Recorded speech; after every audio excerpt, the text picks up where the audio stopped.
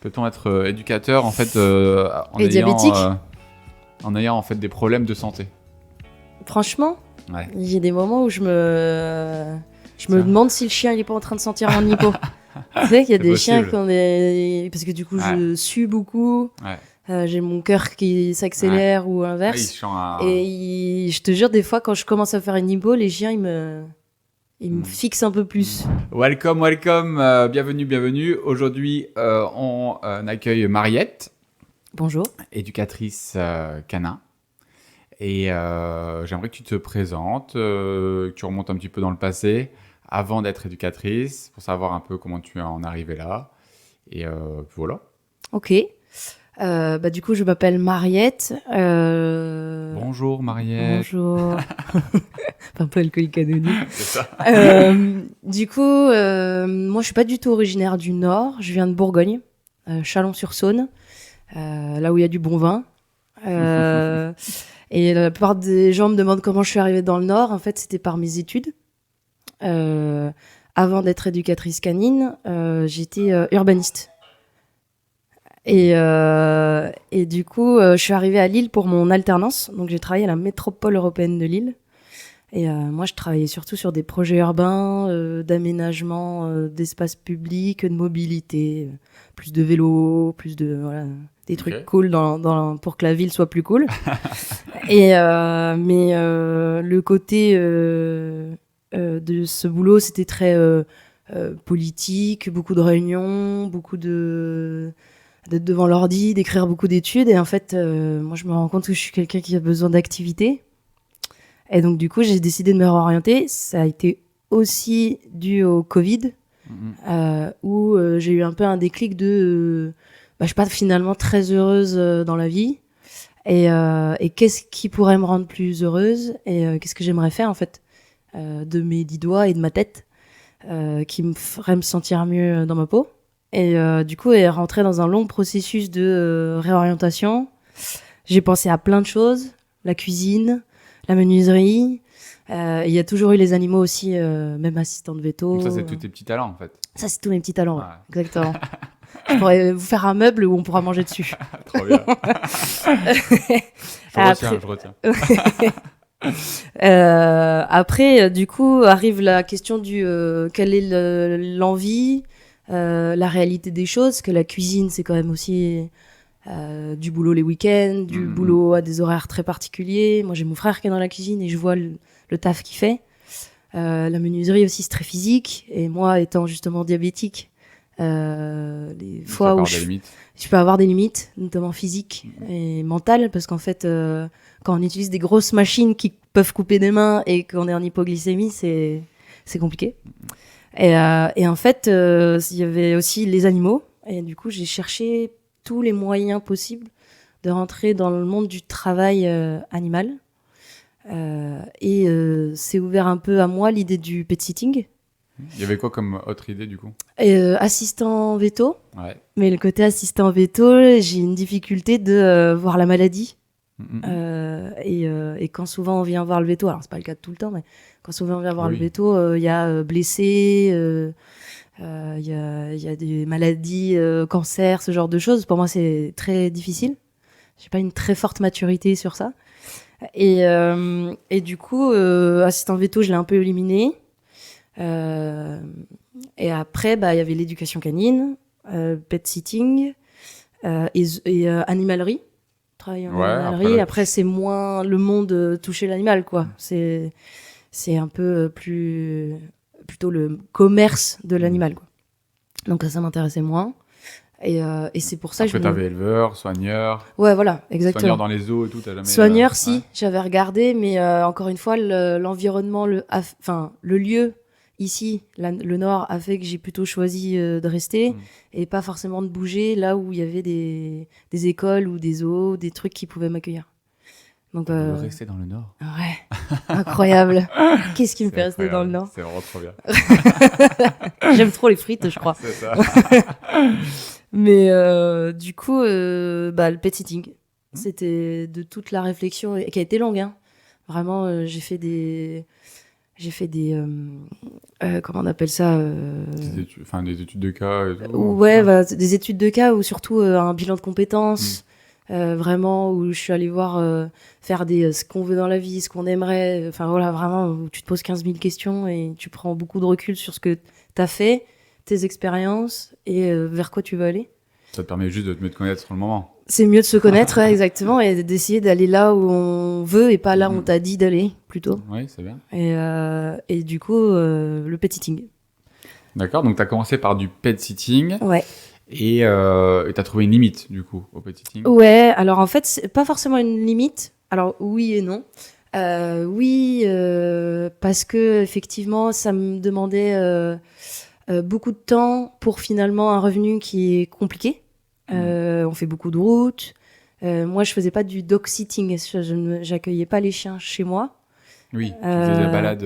Voilà, je faisais surtout des promenades canines, des visites à domicile et des visites pour les chats et cochons d'Inde, etc.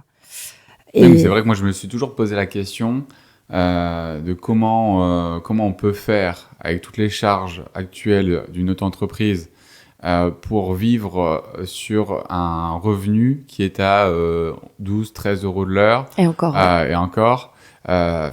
Avec l'essence, avec le déplacement, avec le temps que ça prend.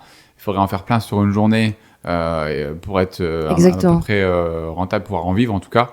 Et je trouve ça très compliqué. Et souvent, c'est fait en loisir maintenant. Ouais. Ce qui est compliqué dans le planning même, c'est par exemple quand on a plusieurs chiens à aller rendre visite pour un week-end, parce que les personnes ne sont pas là. Ils me demandent une visite matin, midi, soir.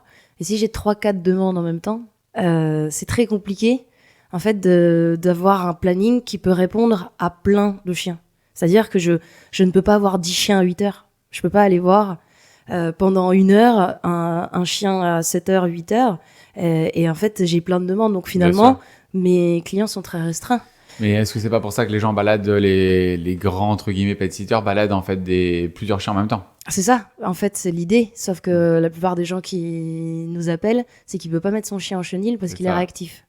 Et donc, du coup, ça devient une autre problématique qui fait que je peux pas mettre que des chiens réactifs ensemble pour faire une promenade. D'où le fait qu'il y a des grands pet-sitters qui sont devenus des grands éducateurs. Exactement. Ou alors que maintenant, quand t'as des pet-sitters qui sont un peu connus sur les réseaux sociaux, en fait, ils ne demandent qu'à avoir que des chiens non réactifs. Ils font des promenades parce qu'ils peuvent se le permettre, parce qu'ils ont énormément de demandes. Oui. La philosophie encore de laisser son chien à quelqu'un de faire des promenades, je crois qu'elle est plutôt anglo-saxonne et qu'en France, on commence à la voir, je pense, de plus en plus. Mais je pense qu'il y a encore 4-5 ans, c'était pas tant marqué que ça. On était très encore chenilles. Le fait après de laisser des chiens chez des gens, si. Mais juste les promenades, je suis pas sûre que tant de personnes l'utilisaient. C'était vraiment dans des cas particuliers je me suis blessée, il me faut quelqu'un pour m'aider à promener mon chien. Oui, je pense que c'est une erreur parce qu'il y a plein de chiens qui pourraient être sortis au quotidien et juste en utilisant ce type de service-là. Si la personne n'a pas le temps, même pas l'envie, en vrai, elle n'a pas envie ce jour-là, pourquoi pas en fait utiliser ce service-là pour aller proposer une balade enrichissante au chien et pour changer en fait l'attitude du chien dans le temps. Exactement. Et puis après, des personnes aussi qui peuvent pas le faire. Je pense que là, c'est là où on t'appelle régulièrement. Oui. Moi, le problème, c'est que j'ai par exemple 2 clients, dont une vraiment que j'ai en tête, qui a fait appel à un pet-sitter. Le pet-sitter s'est fait mordre par le chien. Oui. Et tout le monde a été traumatisé. Et du coup, maintenant, le chien sort plus. Parce que sa dame, elle peut pas sortir. Parce qu'il y a eu une mauvaise expérience, en fait, à ce moment-là. Mais parce que le pet-sitter, en même temps, il est pas là pour régler le problème. Pour rééduquer ou pour, voilà. Mais du coup, c'est un petit cercle vicieux parce que maintenant, le chien ne sort plus. Du coup, vu qu'il sort plus, c'est encore plus complexe, etc., etc. Mais du coup, je pense que le pet-sitter, quand même, il se met des fois dans des situations effectivement un peu complexes et comme tu dis sur en plus pour pas forcément pouvoir en vivre au quotidien. C'est donc, ça. En fait, c'est entre la pénibilité entre guillemets, parce que c'était jamais pénible de promener un chien. C'est ça. Mais la pénibilité, c'était de se lever tôt, de faire de la route, de s'engager auprès de quelqu'un, de lui assurer. Tu t'es quand même fait pincer 2-3 fois en fait. Pincer, non, pas vraiment. C'est plutôt des chiens qui ont pas l'habitude de se promener, donc c'est très difficile. Ils tirent énormément et il y a des chiens qui font 50 kilos et là en fait on a des difficultés. Donc là à ce moment-là, même moi, Je me dis qu'il faut que j'apprenne, en fait. C'est là où est rentrée aussi l'éducation canine dans ma tête. Plus, c'est que par les expériences que j'ai vécues, je me suis dit que si je voulais continuer pet sitter, il va falloir que je me charge en éducation. Parce que même si j'ai toujours eu des chiens autour de moi, qui ont plutôt toujours été des chiens faciles, quand je rencontre un chien qui me connaît pas, qui est difficile, réactif, en fait, je suis pour ma sécurité, pour la sécurité des autres, parce que pendant que je vais le promener, il faut que je sois claire avec moi-même et que je sache gérer les situations. Donc c'est pas toi qui avait pincé, c'est un chien qui pinçait son propriétaire, je pense, c'est ça? Ouais. Tu m'avais parlé. Exactement, ouais. Je pensais que c'était toi, mais une fois, elle m'a redirigée un petit peu, mais c'était pas du tout un, comment dire, c'était l'agressivité. pas, ouais. C'était la mauvaise émotion. Mauvais moment, trop de surcharge. C'est ça. Et du coup, ça s'est redirigé. Mais sur la dame qui avait ce chien, qui était une personne handicapée, pouvait pas mettre beaucoup de règles dans la maison. Et donc, du coup, dès qu'elle volait une chaussette, c'était sa chaussette et impossible de la récupérer, sinon elle mordait. Donc là, on arrive à une situation qui est compliquée. Petit peu de défense de ressources. Un peu beaucoup, ouais. C'était que ça, vrai. Ok. Du coup, pour toi, c'est quoi la solution pour changer tout ce désordre-là autour du métier du pet sitting? Ce serait quoi pour toi, vu que toi qui l'as vécu? Quelque chose qu'il faudrait changer? Est-ce que c'est le tarif? Est-ce que c'est la façon de le faire? Est-ce que c'est peut-être mieux de faire des garderies à la journée? En fait, je pense que c'est tout un système. C'est-à-dire qu'il faut prendre un peu de tout ce que tu viens de dire. Les tarifs, ce qui est très compliqué, et en plus, sans vouloir dénigrer le Nord, on est quand même dans une population qui n'est pas richissime. Et tout le monde a des chiens. Et tout le monde a besoin à un moment ou un autre d'un pet sitting, soit pour garder un instant, soit pour une promenade. Et du coup, les tarifs freinent énormément. Moi, la plupart des gens, quand je leur annonce mes tarifs, ils veulent négocier des tarifs. Oui. Déjà, ils négocient. Parce que nous, avec les éducs, ça négocie jamais. Ça négocie pas, non. Non, parce que on a un savoir et donc du coup, ils comprennent l'importance de l'enseignement. Et on remet très peu en question cet enseignement. Par contre, le pet sitting, c'est vous promenez un chien. C'est ça. Qu'est-ce que tout le monde peut le faire? Donc en fait, que je vous paye 10 euros ou 15 euros, je vais vous payer 10. Donc en fait, c'est là c'est très difficile de montrer. Est-ce qu'il ne faudrait pas mettre une expertise sur les balades ou leur proposer des balades vraiment enrichissantes et vraiment particulières pour pouvoir ensuite en fait avoir un tarif qui est différent et puis avoir un confort pour tout le monde. Exactement. Parce que en fait, si toi t'es bien à promener le chien, tu vas l'emmener partout, tu vas lui faire voir plein de choses, tu vas aussi enrichir son environnement. Et du coup, ça va être un cercle vertueux. Et après, il y a plein de choses qu'on peut faire. Mais je me posais la question justement parce qu'il y a quand même des gros problèmes sur ça. Comme en ce moment, il y a énormément de demandes de dog sitting, mais les gens cherchent quelque chose de plus cocooning qu'avant, et on n'arrive pas à trouver vraiment quelqu'un qui crée ce service-là et qui va proposer du cocooning, qui va proposer quelque chose avec 5 chiens, 5-6 chiens, de la sélection.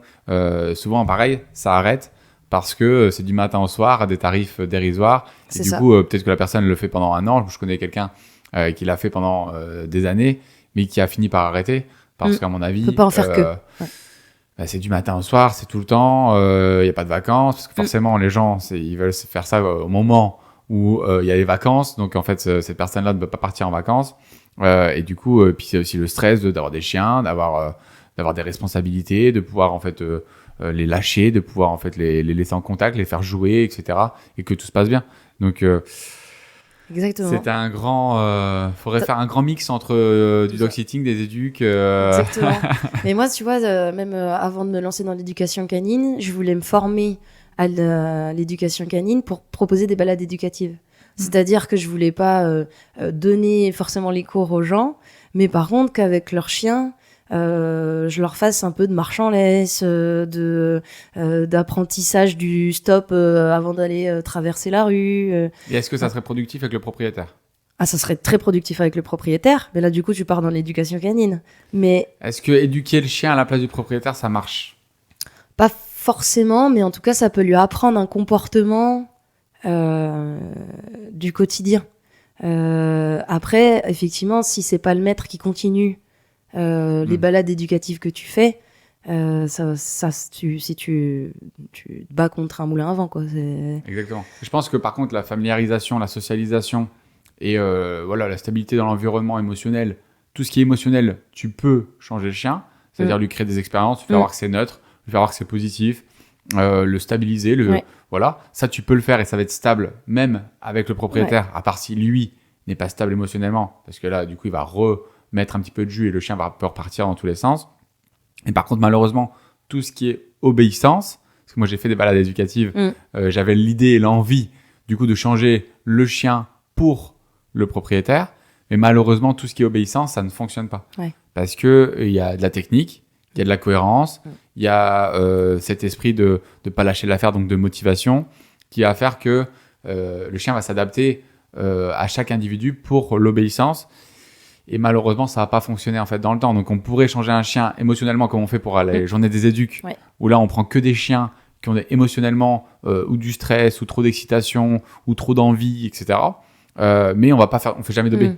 Si on fait de l'obé pour nous, quand on est au restaurant, quand en fait ça part dans tous les sens, forcément, on doit forcément recadrer un petit peu et faire un petit peu d'obé. Mais on va pas faire une journée où on va faire que de l'obé, on va faire la marche au pied, faire du pas bouger. Non, on fait jamais ça parce qu'en fait, on sait que c'est pas productif pour les humains et du coup, il y a aucun intérêt à faire ça. Mais c'est pareil, même sur l'émotionnel, quand on rend le chien à la fin de la journée, pendant 3-4 jours, mon chien, c'est incroyable, il a changé, etc. Et après, ça repartit dans un mood parce que le chien se réadapte à son environnement, à ce qu'on lui propose et à ce qu'il vit, quoi. Donc c'est malheureusement pas stable dans le temps, à part si c'est fait sur une certaine durée. Ouais, c'est ça. Mais quelle durée il faudrait pour qu'une OB marche sur un autre individu? Et puis c'est pareil, du coup, ça en revient à la question de l'argent. Parce que si ça doit être très long, et du coup, plein de balades éducatives, quasi sur peut-être 1 an ou je sais pas combien de temps, ça va commencer à devenir cher pour le propriétaire aussi. Ouais, donc, à part si c'est l'État qui paye. Dans un monde merveilleux. Mais... à jour. Mais, un jour, le président oui, il va galérer avec son chien et puis il va créer des écoles publiques parce qu'il va galérer avec son chien. Non, je rigole, faut m'appeler. Mais ouais, après, voilà. C'est pour ça que je trouve que l'idée est très bonne et ça stabiliserait émotionnellement les chiens dans le temps parce qu'ils verraient plein de choses, etc. Mais c'est pas pour ça qu'on aurait un chien bien éduqué.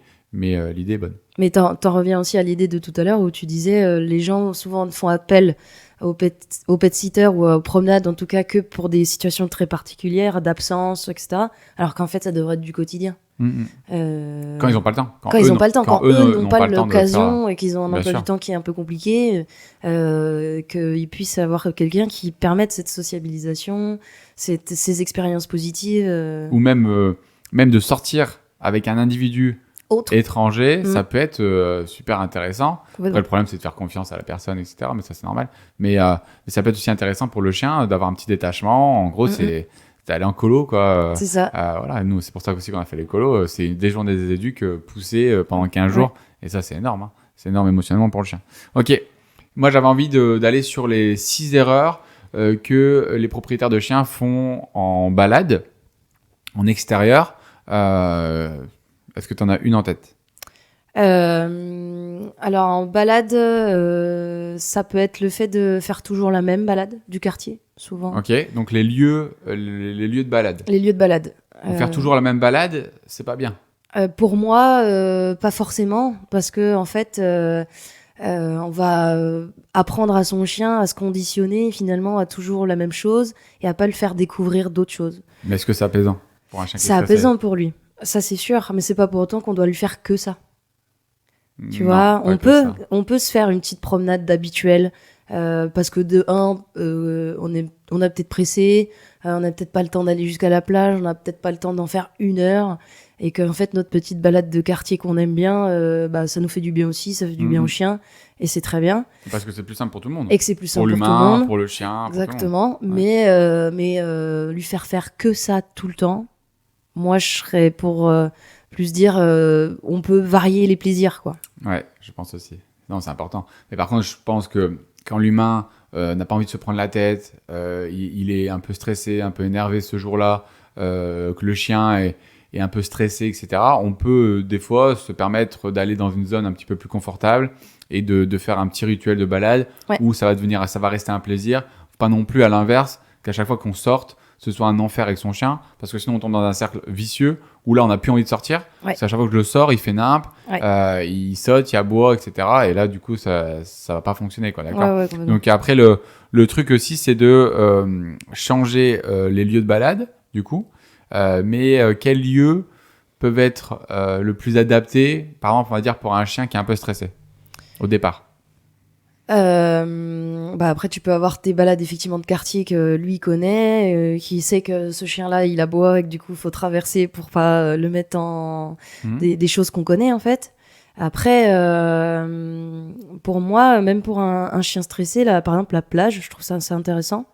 Parce que tu le mets en longe, il a un grand visu sur ce qui peut se passer, il peut mieux appréhender les choses.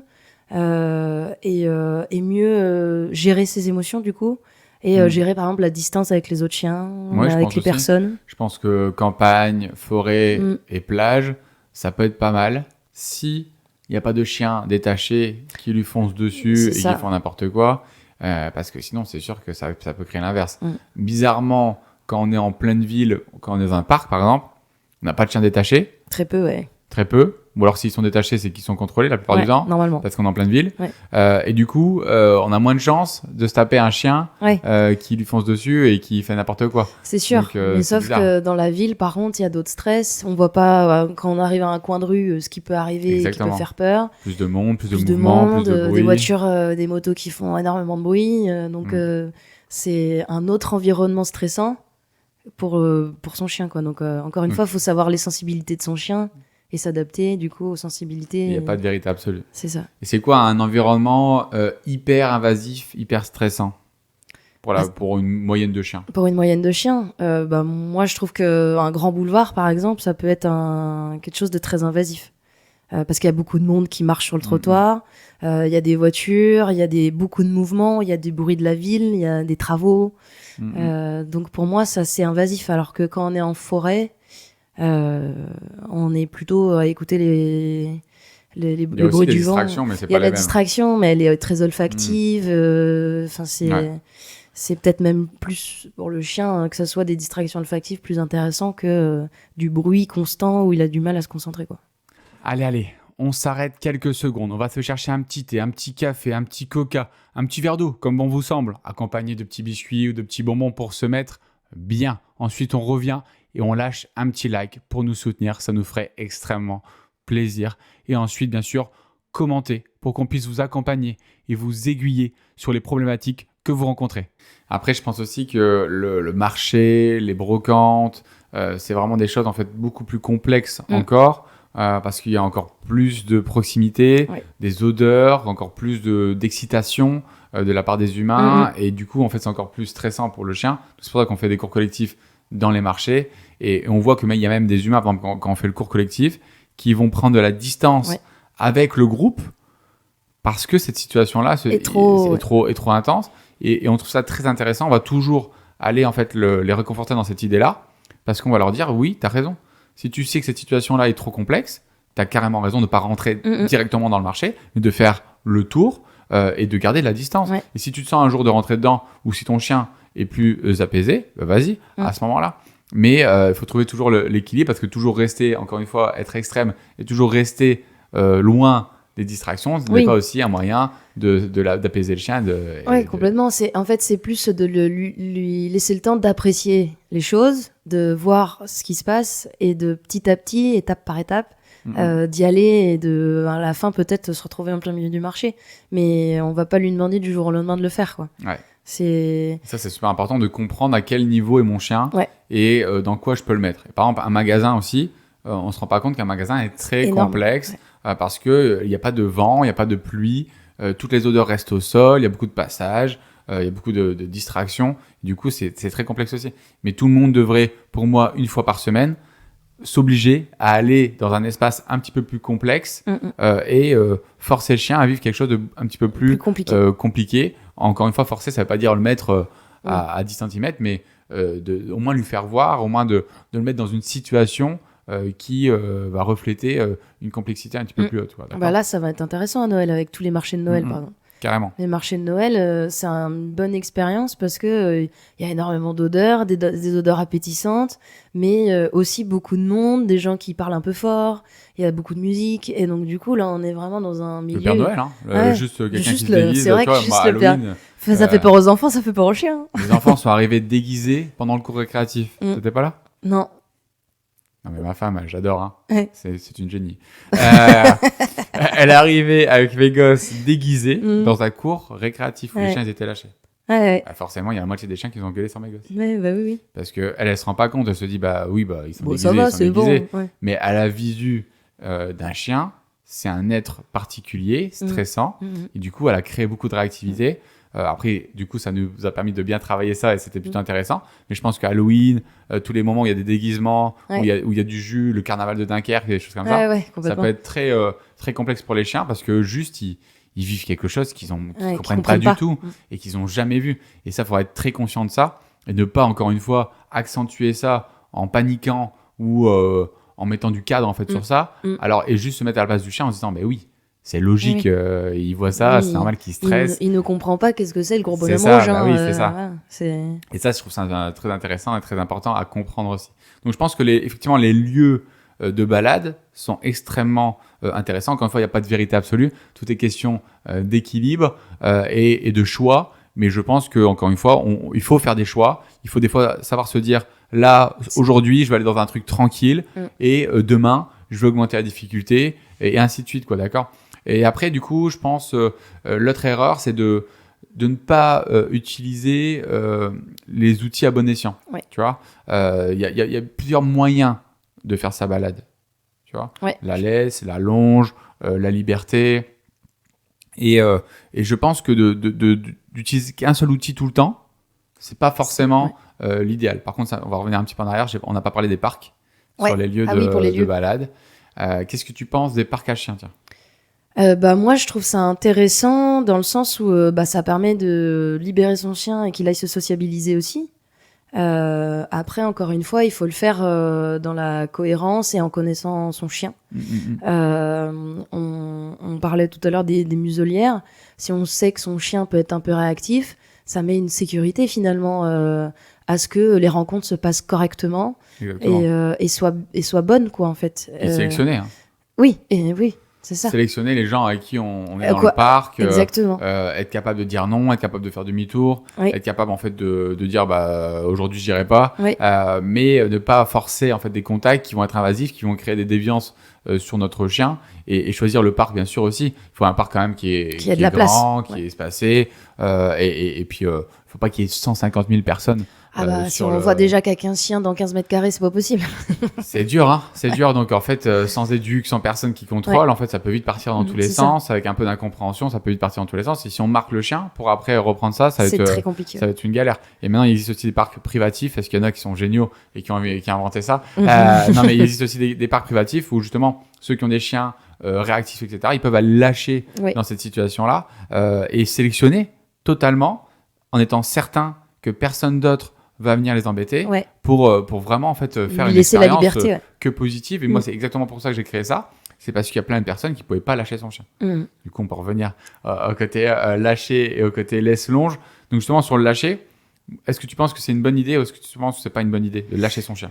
Moi, je trouve que lâcher son chien, c'est énorme pour lui, je pense, en termes de récompense, de même qu'il soit bien dans ses pattes. En gros, mais par contre, il faut encore une fois avoir la confiance avec son chien et savoir que il va avoir l'obéissance de pas quand il va voir un lapin partir dans les dunes et nous abandonner, nous laisser sur la plage penaud, quoi. Faut que ça reste sécuritaire. Il faut que ça reste sécuritaire et il faut avoir un bon rappel et ce genre de choses avant de avoir vraiment... un bon rappel, c'est facile ou c'est compliqué? Ah bah non, c'est compliqué.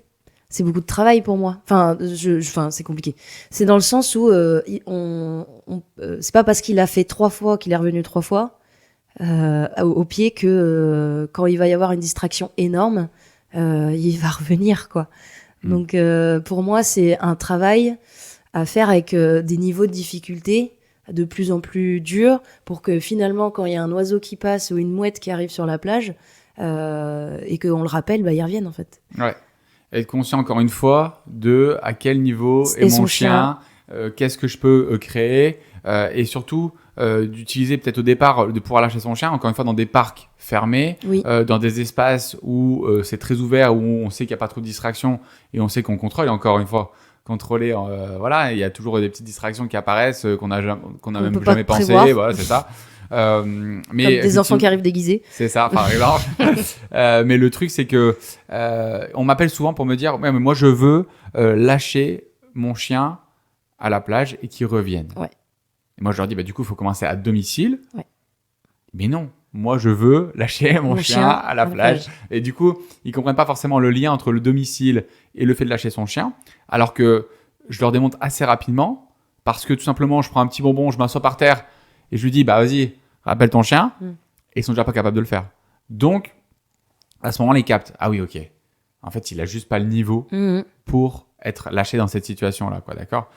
Et ça va éviter plein de déviances où le chien fonce sur les autres chiens, où on me dit il est gentil. Ça veut juste dire bah, de toute façon, je peux rien faire. Je peux pas l'arrêter. C'est ça. Donc du coup, je pense que c'est la plus grosse erreur, c'est ça. C'est déjà ils n'ont pas engagé le temps et l'énergie nécessaires pour aller à ce niveau-là. Et après être conscient aussi de comment je fais pour arriver à ce niveau-là. Et c'est là où nous on intervient beaucoup pour expliquer étape par étape comment on fait pour avoir un chien libre à la plage, en forêt, à la campagne, etc. Après en ville, moi je dis tout le temps, il n'y a aucune utilité à avoir un chien libre en ville. Moi je le fais parce que je fais le malin et parce que voilà. Ça se la pète. Ouais, c'est ça. C'est juste pour augmenter la difficulté sur ma chienne, en vrai, et pour me taquiner, pour la taquiner elle, dans des situations plus complexes. Mais il faut voir la capacité que j'ai moi et le niveau qu'elle est là pour pouvoir créer ça. Je sais très bien que si je vais pouvoir l'arrêter en fait sur un code si j'ai besoin de l'arrêter, que si je lui demande de revenir, elle va revenir. Que tu veux qu'elle monte sur le trottoir, elle monte sur le trottoir. Voilà, je suis en sécurité et c'est codifié. Il y a tout un processus derrière. C'est pas juste je fais le malin puis c'est tout. Mais c'est plus me mettre dans un niveau plus tu complexe. pousses les difficultés. Voilà. Mais il y a aucun intérêt à aller faire ça. Donc c'est là où on peut par exemple revenir sur la longe. Je pense que la longe est quelque chose d'essentiel. Mais là, il y a plein de questions sur la longe. Ouais. 5 mètres, 10 mètres, dérouleur. Le dérouleur, le côté juste pratique, c'est qu'on se salit pas les mains, à vrai dire. Ouais. Je pense que c'est pour ça que les gens C'est prennent les simple à dérouleurs. utiliser. C'est simple à utiliser, mais je trouve qu'il y a une difficulté pour le chien de comprendre finalement la distance parce que il se fait bloquer à 3 mètres, il se fait bloquer à 10, il se fait bloquer à 4. Et en fait, il sait plus à quelle distance finalement il peut aller. Je pense que ça le perturbe un peu. Et ça coupe la communication. Au Au lieu de dire stop, au lieu de dire viens, au lieu de Ça dire en fait regarde, ils vont en fait tout le temps appuyer sur le bouton et du coup ça coupe la communication. Du coup sur une longe, je pense que c'est mieux parce qu'il y a un effet semi-liberté parce que le dérouleur, il y a aussi une petite tension qui est constante. Ouais. Du coup, si un jour je vais avoir une liberté, mon chien il est conscient de la petite tension. Donc si jamais j'enlève complètement, il y a tout de suite un effet libre et là qui va créer en fait plein de comportements un petit peu déviants. Ouais. Donc du coup, je pense que mettre la longe permet d'avoir un petit effet semi-liberté et de commencer à travailler la liberté au quotidien. Et puis aussi la longe, ce qui est différent avec le dérouleur, c'est que je peux la poser par terre, la lâcher. Et la laisser rouler, ouais. Parce que si je fais ça avec le dérouleur, mon chien il va tracer parce qu'il a l'impression qu'il y a une bête qui le suit derrière. Donc déjà la longe, ça peut être dur pour certains chiens, mais du coup le dérouleur, alors là, laisse tomber le truc. Hein. Mais voilà, je pense que la longe permet juste d'aller sur une semi-liberté tout en restant en sécurité. Les premières fois, on lâche son chien. Pour moi, je ne suis pas d'accord de lâcher un chiot sans une longe sur lui. Au départ, c'est une erreur. Ah oui, mais le suivi naturel, blablabla. Le suivi naturel, il va marcher sans distraction. S'il y a une distraction, ça ne marchera pas, il va se barrer. Quoi, tu vois. Si tu n'as pas de moyen de le couper et de le bloquer, c'est-à-dire la longe, il va forcément avoir de la déviance parce que sans action, ça ne marchera pas. Ouais, il va pas comprendre. Et même pour le récupérer, quelqu'un qui court après un chiot et qui veut le choper, le chiot il peut être marqué à vie, où il croit qu'il va se faire kidnapper. T'es souhait. Pardon, t'es belle celle-là. Il croit qu'il va se faire kidnapper et que après dès qu'il y a quelqu'un qui veut l'attraper, il se barre quoi, tu vois. Ouais, ou alors il va prendre ça comme un jeu, il dit oh cool, mon humain il me court après. Ou l'inverse. Alors que si t'as une longe, c'est vite fini. Et souvent, c'est l'idée qu'on met en place dans le jardin. Mon chien ne revient pas à 23h le soir, il préfère jouer dans le jardin. Il n'y a pas de rappel, et si je vais le chercher, il se barre. Ouais. Ben, je suis désolé, mais quand tu le sors à 22h45, ben, tu Mais mets une petite longe. une longe dessus. Oui, mais j'ai des arbres, etc. C'est la vie. On peut pas tout avoir. Hein. Là, je suis un peu bloqué. Rase tout. C'est ça. T'enlèves tes arbres. Mais là, tu vois, la longe est essentielle dans ce type de situation pour pouvoir en fait expliquer au chien, avoir de la cohérence, avoir de la constance et avoir un message clair pour le chien en fait à ce moment-là. Et je pense que c'est super important d'avoir Ouais. une longe au quotidien. Et Ouais. 5 mètres ou 10 mètres ou plus? Bah moi, encore une fois, ça dépend de la liberté que tu veux donner à ton chien. Est-ce que tu veux qu'il reste à proximité de toi? Est-ce que 3 mètres, déjà, ton chien, il est à 3 mètres, c'est trop pour toi? Parce qu'en fait, je l'ai vu, que quand le chien s'éloigne, les gens commencent à paniquer. Et qu'en fait, finalement, ils aiment bien que leur chien soit libre, mais pas trop loin non Non, mais plus. s'ils ont la longe dans la main. S'ils ont la longe dans la main, c'est un peu ça que je voulais dire, c'est que si t'as une 10 mètres, bah, tu peux le laisser jusqu'à 10 mètres. Par contre, si t'as une longe de 3 mètres, c'est que moi, c'est un peu le côté, ça a envie de te rassurer qu'il soit pas trop loin, quoi. Tu vois. Je suis pas convaincu, moi. Bah, moi, à vrai dire, je te dirais de prendre des grandes longes, parce qu'il faut lui laisser la liberté, etc. Mais je crois qu'il y a des gens, ça les rassure qu'ils partent pas à 10 mètres. Qu'ils auraient... Niveau apprentissage, ils ont raison. Laisser son chien partir à 20 mètres à chaque fois, puis avoir une longe de 20 mètres pour l'utiliser, je peux te dire que c'est un compliqué. enfer. Et c'est dangereux, parce que Ouais, si ouais. ton chien il part à 20 mètres, Il en embarque courant, tout le monde sur la plage. Et toi, il t'arrache un bras aussi si tu l'as pas vu partir. Ouais. Mais non, mais je pense que avoir une zone de moins de 10 mètres autour du propriétaire, c'est quelque chose en fait d'intéressant. Mm. D'avoir une longe de moins de 5 mètres, je trouve ça pas très intéressant. Non. Parce que ça ressemble à une laisse courte, ça va vite se tendre, ça va vite créer De la des petites tension. saccades, des tensions, etc. Et forcément, c'est pas forcément intéressant. Nous, sur la longe, on cherche plus quelque chose de détente, quoi, tu vois. Donc, entre 5 et 8 mètres, ça permet quand même déjà d'avoir en fait un petit peu de liberté, Ouais. de pouvoir laisser nifler, de pouvoir laisser en fait voilà, explorer facilement. Mais au-delà de 10 mètres, je trouve ça un petit peu dangereux déjà. Ah ouais. Ok. Sauf si par exemple tu veux t'entraîner au rappel, Un vrai rappel. bah, c'est ça, un vrai rappel à la plage, pourquoi pas avoir 30 mètres, Mm. mais du coup que tu les tiens pas dans les mains. Non, tu le laisses, Tu les laisses, traîner. mais ça tu peux le faire que dans un environnement, tu peux pas faire ça en forêt. Si t'as 30 mètres en forêt, Ah bah c'est non, l'enfer. bah, de toute façon, le chien, il est bloqué au bout de 2 secondes. C'est ça le problème, quoi, tu vois. Donc, du Non, coup, ça, c'est un rappel que tu peux faire dans... Bah, nous, on a la chance d'avoir des immenses plages. Hein. Ouais, c'est ça. Sur la Côte d'Azur, tu peux pas faire ce genre Ouais, de c'est choses. vrai, c'est vrai. Mais nous, on a la chance d'avoir une immense plage. Là, on y va cet hiver, justement, pour entraîner au rappel. Mm, Il y a pas tant d'enfants et de gens qui sont installés avec leurs serviettes. c'est ça. Et donc, du coup, c'est, moi, je trouve un terrain idéal pour apprendre un vrai rappel très compliqué, avec une distance, etc. Après, l'autre problème, c'est de se faire entendre. Mais, C'est ça. Bah, après, à 30 mètres, tu te fais entendre. Hein, tu Oui, vois. oui. Mais après, c'est l'effort. Mm. L'effort du chien. Ouais, de revenir. Revenir alors qu'il y a un truc à 2 mètres de lui. Et toi, tu le rappelles à 30 mètres pour qu'il revienne et qu'il fasse l'effort à ce moment-là. Là, on lui sort la c'est un saucisse ensemble. knacky à l'arrivée. Là, il faut. Mais c'est un ensemble qui va faire que ça fonctionne. Encore une fois, c'est pas juste miraculeux. Ouais, bien sûr. Faut pas s'entraîner comme ça tout de non. suite. C'est d'abord à 5 mètres. S'il n'a pas le rappel dans le jardin, on s'entraîne pas à faire Déjà, ça. déjà. Voilà. On sait qu'on n'est pas capable. Du coup, ça sert même à rien d'essayer d'aller chercher en fait de la liberté. C'est pas pour ça qu'il faut pas s'entraîner. Mais il faut pas essayer de chercher la liberté Oui, sur oui. la plage. Oui, oui. Si on n'arrive pas à rappeler son chien dans le jardin, quoi. D'accord, C'est ça. c'est logique. Étape par étape. C'est ça, étape par étape. Après la laisse courte, du coup, qu'est-ce que tu penses de la laisse courte? La laisse courte, bah, ça dépend encore une fois aussi des situations. Du coup, si on fait une marche en laisse, pour moi, la laisse courte, 1m50, peut-être 2 mètres, c'est déjà pas mal. Enfin, ça dépend de la taille du chien. Ouais. Entre 1m20 et 1m50, c'est pas mal. Ouais. Au-delà de 2 mètres, tu vois, le problème de 2 mètres, c'est pour garder la cohérence. Les gens, forcément, raccourcir la laisse de temps en temps, Ouais. être aléatoire sur la distance qui Ouais. est autorisée. 2 mètres sur un trottoir, par exemple, il va sur la route, le chien. C'est vrai. Donc, en fait, t'es vite un petit peu bloqué. Moi, je serais plus entre 1m20. Et 1m50. 1m20, déjà, j'aime bien. Ouais. 1m50, déjà, les gens, ils commencent à tirer, reprendre, quoi, ouais. d'accord? Après, ça dépend, c'est un choix, mais pas être trop grand non plus. Parce que si tu veux être cohérent sur ta marche en laisse, il faut toujours garder la même distance. Donc, je pense que de pas prendre trop grand, ça peut être intéressant. Et après, le but, c'est d'être cohérent, donc de pas trop l'utiliser. Je pense que l'erreur des gens, c'est de vouloir faire tout le temps de la marche en laisse constamment. Et du coup, ils sont incohérents parce que Ouais. des fois, ils le font, des fois, ils le font pas. Ouais. Et ça crée en fait un petit peu de déviance. Et même mettre la laisse courte sur une autre attache que pour la marche en laisse, c'est pas dérangeant.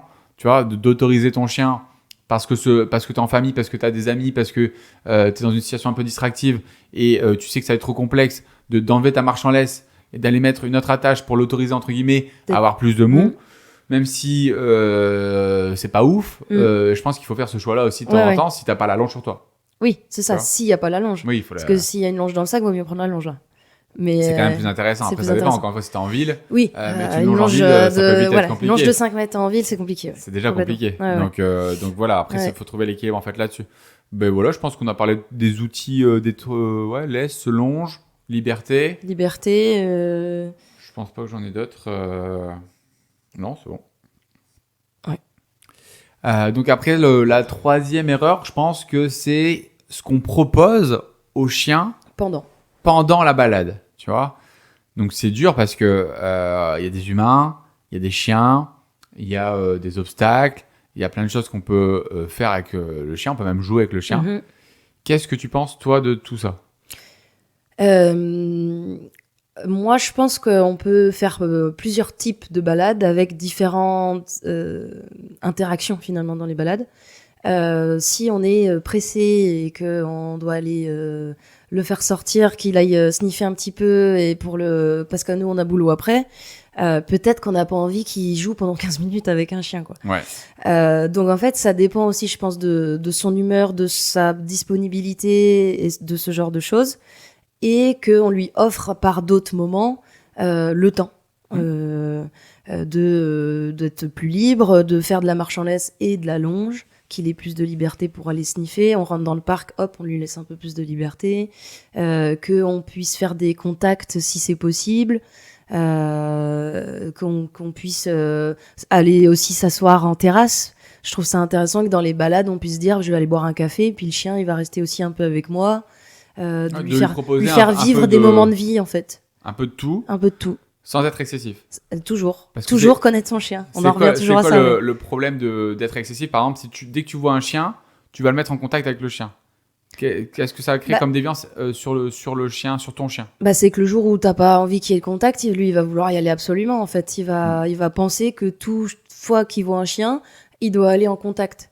Alors que non, c'est mieux de le coder et de lui dire que quand nous, à notre initiative, on lui a dit que ok, c'est un copain. Et sur les humains, du coup ? Sur les humains, sur les enfants, c'est pareil. Est-ce qu'on va tolérer assez rapidement, assez souvent d'aller au contact des humains ? Ou est-ce que les humains nous imposent un contact ? Ou que les humains vont imposer un contact. Est-ce que tu vas laisser faire ? Est-ce que pareil, ça, tu dois le contrôler ou est-ce que tu peux laisser faire ? Moi, je serais un peu dans le contrôle aussi parce que déjà, on ne sait pas à quel point les humains ont peut-être peur ou pas du chien et de l'embarras dans lequel on peut le mettre. Il faut savoir aussi où en est son chien dans les contacts avec les humains. Donc encore une fois, c'est connaître son chien et voir en fonction de la situation. Et dans le côté excessif ? Et dans le côté excessif, encore une fois, ça veut dire qu'à chaque fois qu'il va croiser un humain, il va être trop content, il va lui sauter dessus, etc. Alors que... Ou créer l'inverse. Ou effectivement, j'en ai marre de rencontrer les humains qui me caressent tout le temps. J'ai pas envie de contact. Des enfants qui me tirent les oreilles et qui me crient dessus à chaque fois que je vais dans le parc, j'ai plus envie d'y aller dans ce parc. Encore une fois, tout est question d'équilibre. Toujours, de connaissance de son chien, d'équilibre. On voulait vous présenter l'endroit où nous nous trouvons, la grange numérique de Guînes, un espace de plus de 500 mètres carrés de coworking, d'événementiel et de bureaux que l'on peut louer.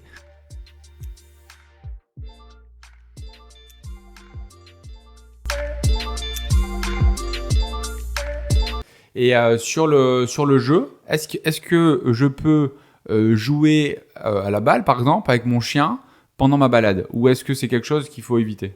Moi, je dirais que oui, mais c'est pas, encore une fois, à chaque fois qu'on sort, il faut jouer, parce que si on joue pas, ça peut le frustrer, il va potentiellement montrer du mécontentement, parce qu'en fait, il se dit, normalement, là, on joue à la balle quand on arrive ici, etc. Donc, il faut tout lui proposer, en fait, au chien. Mais aléatoirement et sans ritualisation. Exactement, faut pas conditionner le chien à que la balade, ça soit du jeu. Parce que sinon... Il y en a beaucoup qui conditionnent sur la plage, par exemple, et du coup, quand on arrive, même en séance individuelle, la dernière fois que je suis arrivé en séance individuelle, le chien était tout en calme. À chaque fois que j'ai fait des séances avec lui, c'était très bien. Et là, il est monté en excitation. Et là, j'arrive sur la digue. C'était un tigre, le truc. C'est pas possible, qu'est-ce qui lui arrive ? Ah oui, mais c'est parce que d'habitude, dans cette situation-là, c'est pour aller jouer à la balle sur la plage. Et du coup, c'est tellement ritualisé que quand lui arrive dans cette situation-là, l'émotion arrive. Et vu qu'il n'arrive pas trop à la gérer, il monte en excitation. Et du coup, il y a eu des petits mordiments sur la laisse, il y a eu en fait des aboiements excessifs, etc.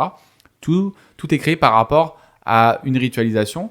Et après, il pourrait même généraliser. Si à chaque fois, il met 2 pattes sur le sable et que ça joue, après, on va aller en vacances, on va aller sur une plage. Il va partir, en fait, il pourrait généraliser au sol parce qu'il va se dire, dans cette situation-là, j'utilise le jeu. Cette dame utilisait le jeu pour le focaliser sur elle et pour pas qu'il soit focalisé sur l'environnement. Donc, elle évitait la situation en utilisant en fait le jeu parce que le jeu prend le dessus sur le reste. Donc, encore une fois, c'était un choix et c'est pas si mal parce que bon, au moins elle vit, elle kiffe avec son chien kiffe aussi, il se dépense. Donc, nous, ça nous va bien. Mais ça aura des limites. C'est le jour où elle va aller à la plage pour faire une promenade avec des amis qu'il y aura une limite. Ou elle va oublier le jeu. Ou qu'elle va oublier le jeu. Ou elle pourra pas jouer parce qu'il y aura trop de monde. Ouais. Ou qu'elle s'est blessée Voilà. et qu'elle Donc, peut juste marcher. C'est des petites variables oui, qui vont faire que éviter la situation, ça met toujours...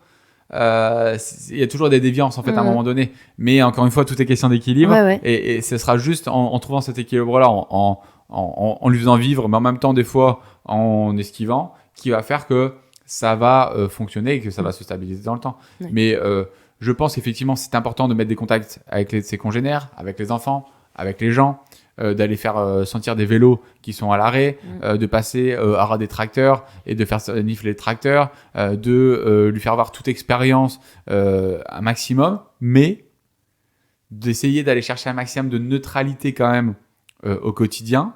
Pourquoi ? Pour pas que mon chien soit attiré vers l'environnement et qu'après, du coup, moi, je galère à le refocaliser sur moi.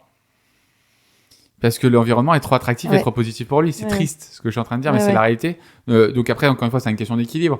Bien sûr qu'il faut faire kiffer. Mais nous, on fait en sorte, par des techniques et par des conditionnements, de bien faire comprendre au chien qu'à ce moment-là, il peut. Oui. Mais que c'est pas tout le temps au quotidien. C'est pas sur ses prises d'initiative à lui. Voilà, en plus déjà. Et du coup, il va bien le comprendre et il va se stabiliser. Mais je pense que c'est super important de mettre tout ça en place. Ouais. Et ça, beaucoup ne le font pas. Et du coup, ça crée beaucoup de choses. Donc après, on a parlé des contacts, on a parlé du jeu. Et là, on pourrait parler en fait de fait de sniffer, marquer. C'est des besoins essentiels du chien. Mais c'est quand même des choses où les gens souvent nous disent oui, mais là, il est chiant. Il est chiant. Il est toujours en train de marquer, il est toujours en train de sentir, etc. Qu'est-ce que tu penses de ça, toi ? Encore une fois, c'est dans quelle mesure, en fait, il est en train de marquer, dans quelle mesure il est en train de sniffer. C'est peut-être même une déviance du fait qu'il bloque sur des odeurs, qui marquent partout.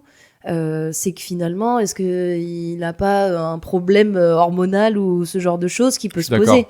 Parce que moi, là, j'en ai un berger suisse, 3 mètres, il lève la patte. Tous les 3 mètres. Quand il sent une odeur, il plante les griffes et il veut pas sortir de l'odeur. Et en fait, ça devient très difficile. Contrôle des émotions. Et hormonal en Exactement, plus. C'est ça. Et donc du coup, c'est très très compliqué pour lui de sortir. Là, on n'a plus aucune connexion, il est plus du tout concentré. Il pourrait arriver une situation qu'en fait, il est concentré sur l'odeur, etc. Donc moi, je laisse sniffer, mais pas toujours. C'est-à-dire qu'en fait, je l'autorise à sentir des odeurs, mais raisonnablement. Du coup, après, c'est un exercice que tu mets en place pour lui apprendre à arrêter de se focaliser sur ses odeurs et à rebifurquer sur son humain à ce moment-là. C'est ça. Mais je pense que c'est essentiel. Mais encore une fois, c'est de manière équilibrée. C'est pas constamment l'empêcher de nifler, etc. C'est quand je communique avec lui, c'est quand en fait j'ai envie d'avoir une interaction ou quand c'est nécessaire d'avoir une interaction. Je veux qu'il soit capable de quitter ses odeurs et de revenir sur moi. Et du coup, la castration pour ce type de chien ? Moi, je le conseillerais. C'est rare qu'on conseille, mais je pense que pour ce type de chien, ça peut être... Pour ce type de chien, oui. Ouais. Parce que là, vraiment, je pense que c'est on arrive à un point où une odeur de femelle qui a fait pipi, c'est quelque chose qui est pour lui énorme émotionnellement et qui se laisse déborder, à baver, etc. Enfin, en tout cas, après, ça va pas tout changer. Ah non. Il pourrait avoir le même résultat sans castration. Oui. S'il travaille comme des malades. Mais énormément de travail. La castration va juste faciliter le changement de comportement parce qu'il y aura les hormones en moins à contrôler pour le chien Et du coup, ça va être beaucoup plus facile pour lui de se Exactement. concentrer, De se d'écouter, contrôler, ouais. de se contrôler. Et du coup, ça va faciliter l'éducation en Son général. émotion sera plus simple, en tout cas, C'est ça. à éduquer et C'est ça. et à gérer. Mais ce qui est différent d'une castration sur un chien où on dit il est réactif vis-à-de ses congénères, Oui. je vais le castrer. Ce qui est une connerie. Non, ça n'a pas de sens. Ouais. Ça n'a aucun sens. Tu vois, il y en a encore plein qui le font. Mm. Bref, on va pas partir sur notre débat. Du coup, sniffer, pareil. Du coup, Sniffer, ouais. on laisse faire. En même temps, c'est important pour le chien de Voilà. sniffer. C'est son premier sens. Il faut qu'il l'utilise au quotidien et on peut pas faire une balade où il a le nez tout le temps en l'air à se Exactement. concentrer sur nous. C'est trop dur. Mais par contre, on met une petite limite, nous, quand même, je suis en train de penser, c'est le fait de nous tracter. Ah oui, pour les aller sniffer. nifler, Ah oui, non. une odeur qui est à 15 mètres devant, alors que autour de moi, il pourrait déjà en fait nifler plein d'odeurs différentes. Quoi, C'est d'accord ? ça. Là, on met quand même une petite limite parce que pour que ça reste agréable et pour rester dans un cercle vertueux et pas vicieux. Quoi. Après, c'est découvrir visuellement. Il y a beaucoup de chiens qui se bloquent visuellement ou des borders carrément qui se tapissent au sol parce que l'émotion, ce qui arrive en face d'eux est trop fort et trop intense. Ça, c'est pareil, je laisse ou je laisse pas faire. Ça dépend dans quelle excessivité lui il est. On peut laisser, dire c'est bien et détourner, éviter après la chose en fait qui le met dans cet état. Je pense que c'est un comportement qui est pas forcément négatif, c'est dans son instinct en fait de se mettre comme ça. Ça dépend. Mais encore une fois, c'est en fonction de son excessivité. Ouais. S'il commence à piétiner et à vouloir peut-être rentrer dedans, ça c'est non. Voilà, Oui. c'est Là, pas- on contrôlera. Là, on bien avant. contrôlera, voilà. Mais effectivement, je suis d'accord avec toi. Le laisser regarder, le laisser en fait découvrir les choses. C'est ça. Lui, il comprend par ça. Et il y en a beaucoup qui vont même pas laisser 2 secondes regarder parce que Ça va paniquer. c'est trop stressant et on sait qu'il peut réagir. Alors qu'avec de la distance, avec une manière de faire, c'est-à-dire en évitant le face à face, etc., ça permet en fait d'apaiser le chien, de le laisser regarder Ouais. et de laisser comprendre et voir La qu'il se situation. passe absolument rien, d'accord ?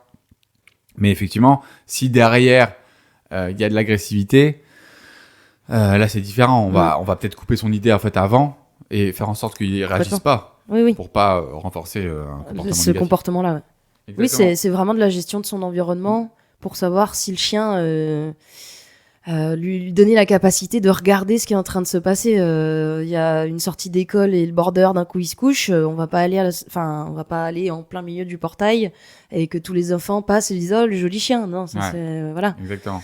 C'est encore Est-ce une que fois. c'est positif, est-ce que c'est négatif? Il y a plein de choses en fait à voir. C'est juste une émotion forte, mais C'est ça ça. peut être plein de choses différentes. Exactement. Ok. Et sur la fréquence justement en fait des balades, que tu t'en penses quoi toi, la fréquence des balades pour un chien? Moi, je dirais qu'il faut au moins le sortir une fois par jour. Après, qu'on le sort 3-4 fois, en fait, c'est le bonheur que va avoir le chien hein, et l'humain à le sortir aussi. Ouais, je suis d'accord. Donc ça, chacun le fait, mais minimum une fois par jour, minimum. Ouais. Franchement, si le chien il est pas sorti, c'est compliqué quoi. Et C'est le ça. jardin n'est pas une sortie. Et sur un chiot du coup? Sur un chiot, ça c'est plus.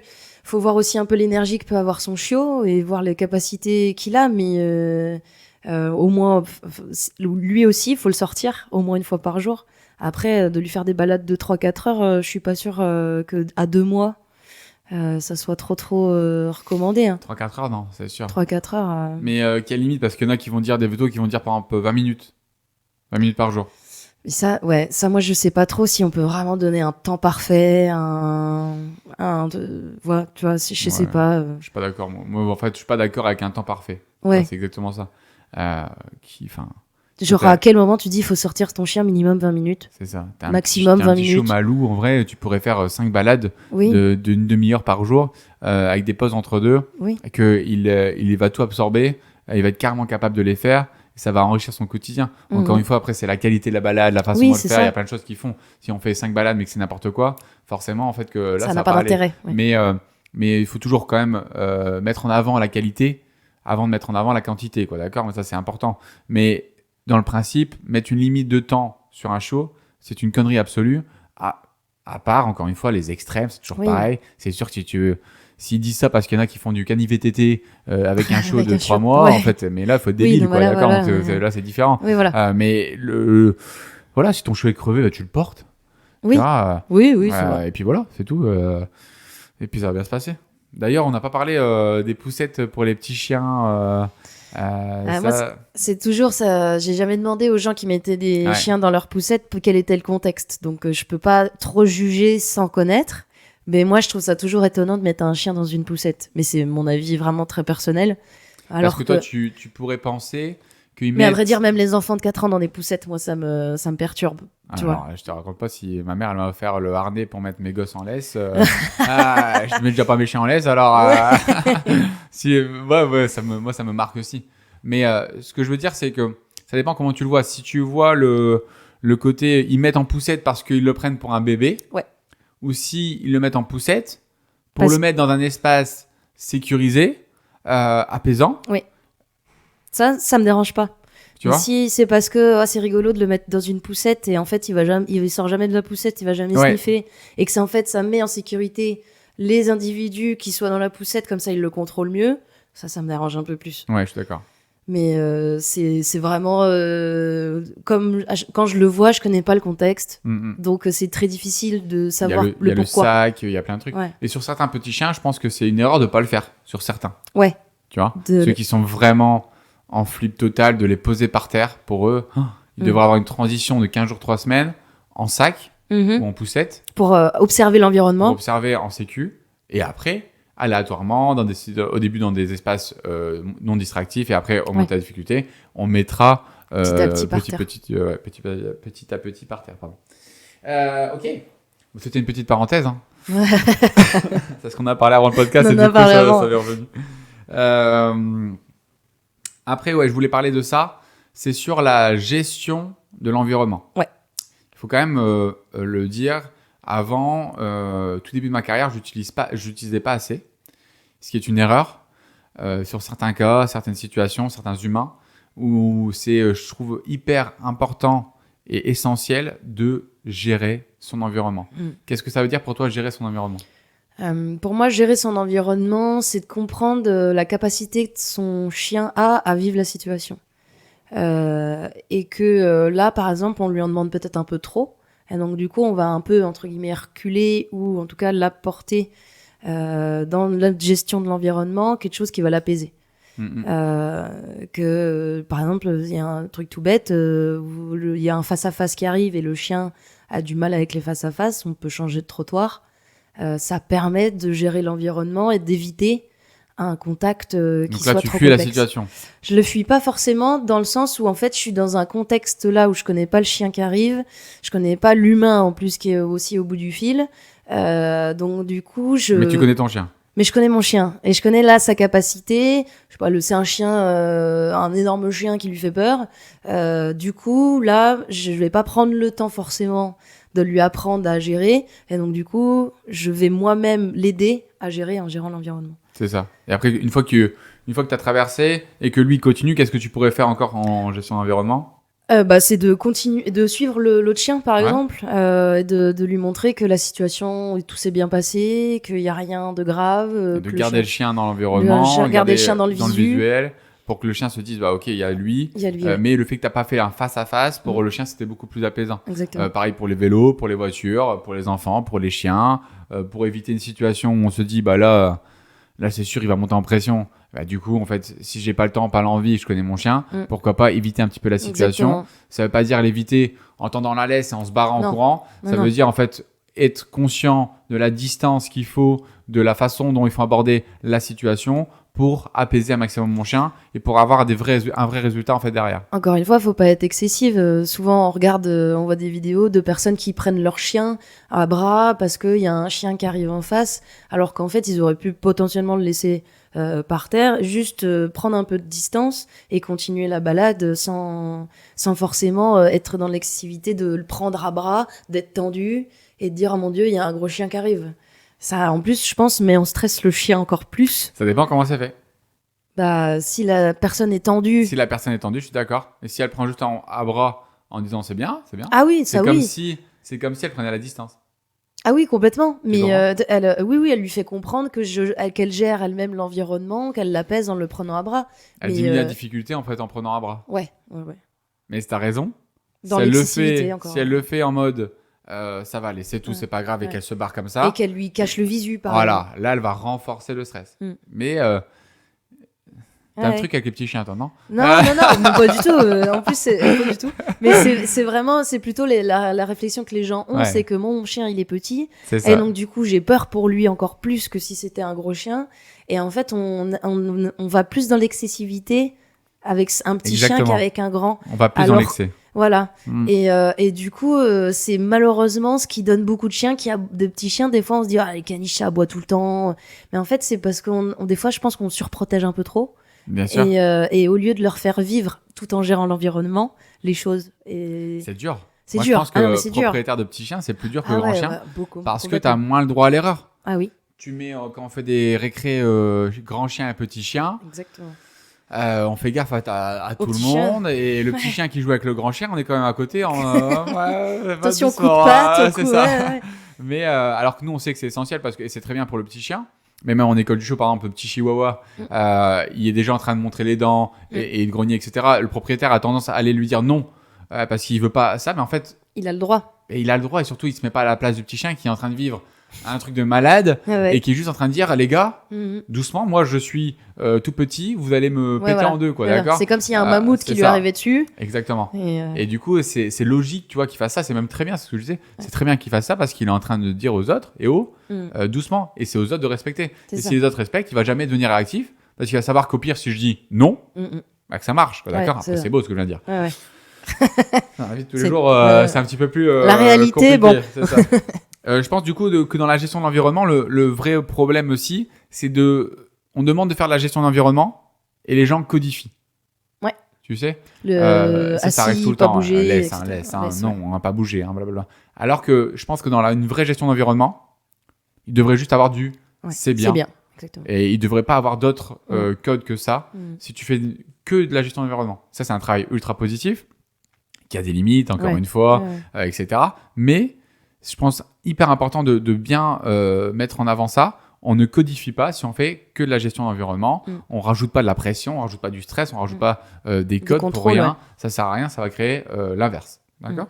Quels sont les outils pour toi à avoir sur soi en balade? Si on peut avoir longe, l'escourte, déjà de base, c'est très bien. Oui. On peut amener un jeu. On peut amener des friandises, parce que si on fait un petit peu de... Bien sûr. Il y a toujours besoin Voilà. pour désensibiliser par peur. Exactement. Qu'est-ce qu'on peut avoir d'autre? On peut avoir le spray, là, Oui. en cas de conflit avec un autre chien qui n'était pas prévu, qui permet un peu de protéger le sien et de les Bien sûr. séparer. Voilà, il peut y avoir ce genre de choses qui peut être intéressant. Après, ça, on n'est pas obligé de le prendre peut-être à chaque fois, Non, mais mais on peut avoir une toute petite bombe. voilà, une de rien petite du bombe tout, même si on l'utilise de l'eau qui se pchite là. Ouais. Voilà, Ça peut moins marcher, mais effectivement, ça peut. ça peut un marcher. peu déconnecter Ouais, c'est ça. le potentiel fight qui est en train Non, de je se pense que c'est passer. important. Tout le monde doit avoir une toute petite bombe sur lui, Ouais. juste pour protéger son chien, s'il y a besoin de le protéger. C'est ça. Ça créerait moins de déviance en fait comportementale derrière. Ouais, Je pense que c'est important. Bon voilà, je pense qu'on a fait le tour. parfait. Merci beaucoup. Je suis Avec très heureux de plaisir. t'avoir dans l'équipe. Ouais, et très moi, je fier suis de très t'avoir. contente d'être arrivée Moi, dans je suis l'équipe. très fier de ton travail et de ton investissement, donc merci beaucoup. C'est Merci cool. beaucoup. Et du coup, on se dit à bientôt pour un prochain podcast. Salut!